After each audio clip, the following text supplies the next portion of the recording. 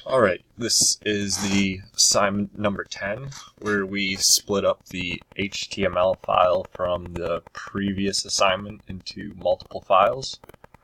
And first, we'll look at we'll use the original file, but it will basically be the first page when we go to the site. First thing we did is in the header here, we put all this stuff in here, and this is to get the Bootstrap client working. And in the link area, this is getting the Bootstrap CDN, which is the content delivery network. So instead of installing the Bootstrap every time someone goes to it, it just kind of gets imported here. Yeah, so then we go down to the body, and this was more to do with the Bootstrap. It was for the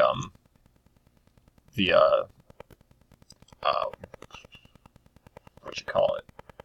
The title bar at the top where you can click which page to go to. That's where it's referencing each page right there.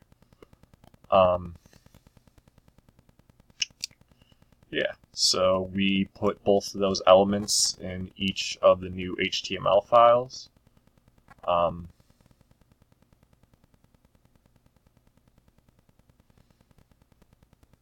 And we added a couple other Bootstrap elements.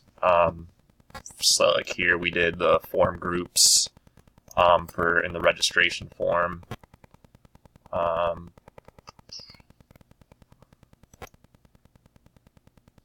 For the video links, we organize those with the list group.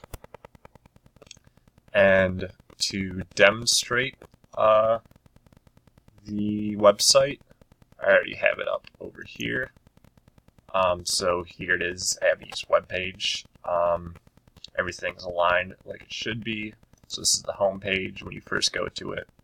And then here is the video section, and then registration. You can just put some stuff in here, just show that it works. Password. So we'll just put that for now, which should give us an error message. Yeah, password validation. Okay, then we'll fix that. And yep, thank you for registering. And then can show it on the mobile test. So same thing here, but since we use Bootstrap, it's not all out of whack and looks how it should. So yep, there's the first page, home page, videos, registration, and yep, it's pretty much the same thing as it was before. Looking into some more features from Bootstrap that we could use. I mean, it's some simple stuff would be just adding some colored text or some background to the colored text. For example, you could use some of the classes like .bg/primary, and you could just highlight all of this or something just to make it look a little bit more pretty. Another one that we could use would be the table function within the Bootstrap. You would use the class